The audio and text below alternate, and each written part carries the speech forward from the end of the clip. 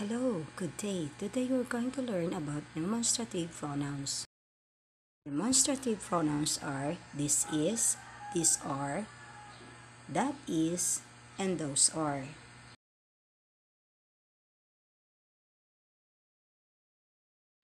Let us read the dialogue. Martha said, "Lisa, is this your bag?" Lisa said, "Yes, that is my bag." Martha said, "These are my books." Lisa said, "Those are my pencils." What have you noticed with the underlined words in the dialogue? Yes, correct. Those are demonstrative pronouns. Demonstrative pronouns is a word used to stand for a noun, used to point to something or someone. Example, this is my sister. Let us read the examples of demonstrative pronoun. This is, that is, these are, and those are, and its uses.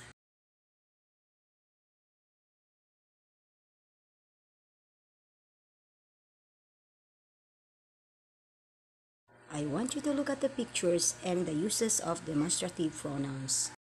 This is my flower. We use the singular form of noun in the sentence. The object is near to the speaker. The second picture is, these are my flowers. We use the plural form of noun in the sentence. The objects are near to the speaker. The third picture is, that is my ball. We use the singular form of noun in the sentence. The object is far from the speaker. Let us look at the fourth picture.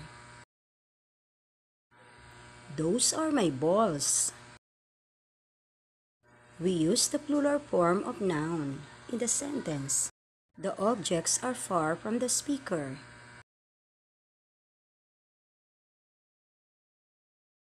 Let us have now an exercises.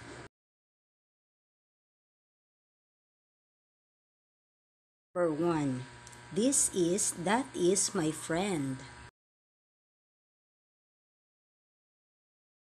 Number 2, these are, those are my friends.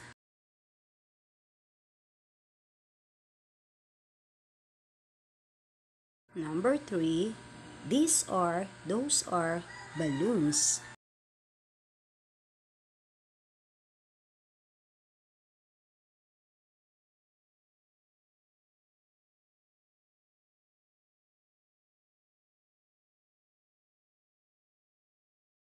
Number 4, this is, that is a bird.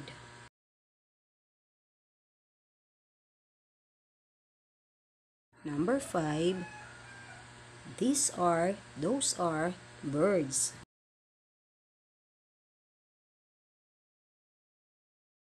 Let us now move to exercises number 2. Write that is, this is, these are, or those are on the blank.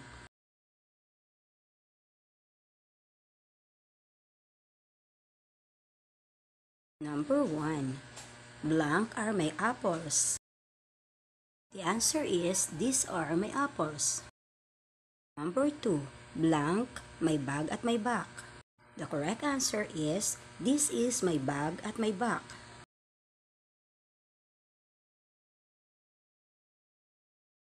Number 3. Blank is my house. The correct answer is, that is my house. Number 4. Blank are houses. The correct answer is, those are houses. Number 5. Blank, I'm holding my lollipop. The correct answer is, this is. Let's proceed to exercises number 3. Write that is, this is, these are, those are on the blank.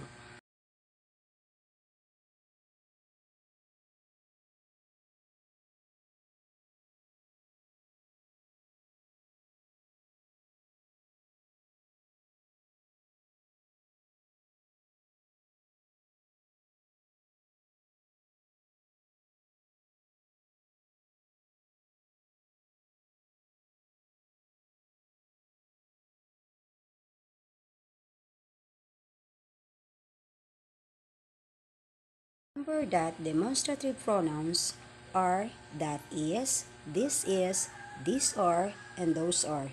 We use that is when pointing to a singular noun that is far from the speaker.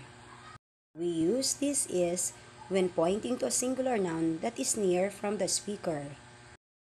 We use this are when we are pointing to a plural noun that is near from the speaker.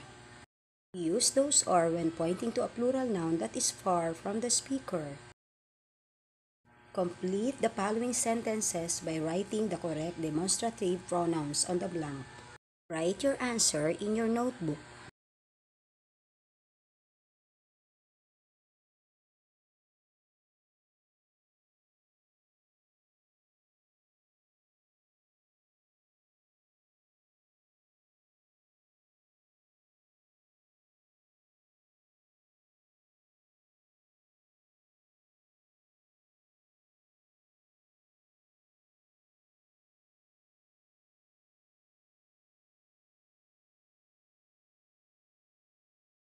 Don't forget to like, share, and subscribe. Thank you for watching.